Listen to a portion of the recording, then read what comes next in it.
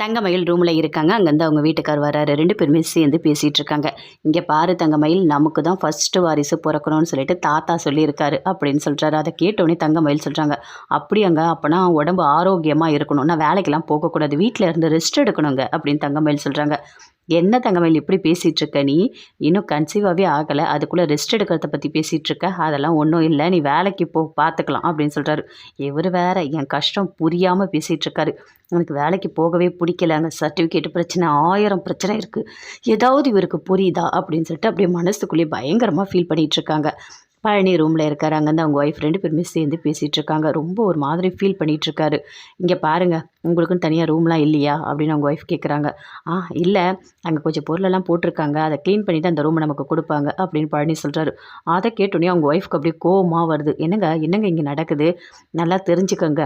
உங்கள் அண்ணன் என்ன தெரியுமா சொன்னார், உங்கள் வீட்டில் இருப்பாருன்னு நான் தெரிஞ்சு தான் உங்களை நான் கல்யாணம் பண்ணேன், நீங்கள் இங்கே வந்து இருப்பீங்க, இப்படி கடையில் வேலை செய்வீங்க, இதெல்லாம் எனக்கு தெரியாது, இதெல்லாம் தெரிஞ்சு தான் உங்களை நான் கல்யாணமே பண்ணியிருக்க மாட்டேன் அப்படின்னு சொல்லிட்டு பழனியோட ஒய்ஃப் வந்து சொல்கிறாங்க. அதை கேட்டோன்னே பழனி அப்படியே அமைதியாக இருக்கார், எதுவுமே பேசவே இல்லை.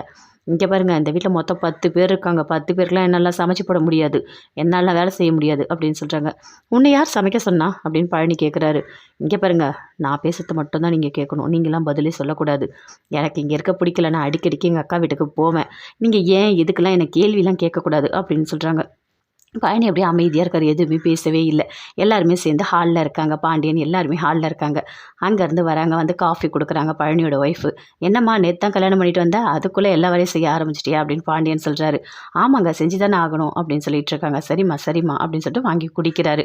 அப்படியே பழனி வந்து குடிச்சிட்டு வந்து நின்றுட்டுருக்காரு. என்னங்க, உங்களோட டவலை வந்து மேலே போட்டுட்ருக்கீங்க, இப்படிலாம் இருந்தீங்கன்னா ரொம்ப ஈரமாகி ஜலதோஷம் பிடிச்சிக்கும் அப்படின்னு சொல்லிட்டு அப்படியே ரொம்ப பாசமாக தொடச்சிலாம் விடுறாங்க. அப்படியே பழனி பார்க்குறாரு. ரூம்குள்ளே அப்படி திட்டுறா, இப்போ மட்டும் பாசமாக நடந்துக்கிறா அப்படின்னு சொல்லிட்டு அப்படியே பார்த்துட்ருக்காரு. மீனா எல்லாருமே அங்கே தான் இருக்காங்க. அப்போ ஃபோன் வருது, அட்டன் பண்ணி பேசுகிறாங்க. அவங்க அம்மா ஃபோன் பண்ணுறாங்க. என்னம்மா அப்படின்னு சொல்லிட்டு மீனா கேட்குறாங்க. இல்லைம்மா, அப்பாவுக்கு உடம்பு சரியில்லை, ரொம்ப முடியல, நான் ஹாஸ்பிட்டலில் சேர்த்துருக்கேன் அப்படின்னு சொல்கிறாங்க. என்னம்மா ஆச்சு அப்படின்னு சொல்லிட்டு மீனா அப்படியே பதட்டமாக கேட்குறாங்க. இல்லைம்மா, அவருக்கு ஒரு நெஞ்சு வலிக்கிற மாதிரி சொன்னார், அதனால் நான் ஹாஸ்பிட்டலில் கொண்டு வந்து சேர்த்து வச்சுருக்கேன், இப்போ உள்ள ட்ரீட்மெண்ட் போயிட்டுருக்கு, எனக்கு பயமாக இருக்குமா அப்படின்னு சொல்கிறாங்க. அம்மா நீ பயப்படாதம்மா, இன்னும் கொஞ்ச நேரத்தில் நான் வந்துருவோம்மா அப்படின்னு சொல்லிட்டு மீனா சொல்கிறாங்க. அப்போ வீட்டில் இருக்க எல்லாருமே கேட்குறாங்க, கோமதி எல்லாருமே என்ன நடந்தது அப்படின்னு சொல்லிட்டு. இல்லை, அப்பாவுக்கு வந்து ஹார்ட் வந்து கொஞ்சம் ப்ராப்ளம், அது வந்து ஹாஸ்பிட்டலில் அட்மிட் பண்ணியிருக்காங்களா, நான் போயிட்டு வரேன் அப்படின்னு மீனா சொல்கிறாங்க. ஐயோ மீனா, என்ன மீனா சொல்கிறா, இப்படியா, சரி இருவா, நானும் வரேன் அப்படின்னு சொல்லிட்டு கோமதி சொல்கிறாங்க. இல்லை அத்தை, நான் ஃபஸ்ட்டு போயிட்டு வராங்க, என்னென்னு போயிட்டு பார்த்துட்டு அதுக்கப்புறம் உங்களுக்கு நான் ஃபோன் பண்ணுறேன், நான் போகிறேன் அத்தை அப்படின்னு சொல்லிட்டு அப்படி மீனா பயங்கரமாக அழுதுட்டு போகிறாங்க. உங்கள் வீட்டுக்காருக்கு ஃபோன் பண்ணிவிட்டு அவர் கூட சேர்ந்து போ அப்படின்னு சொல்கிறாங்க. சரி அத்தை, நான் பார்த்துக்கிறேன் அப்படின்னு சொல்லிட்டு மீனா ஒரு மாதிரி பதட்டமாக அழுதுட்டு போகிறாங்க.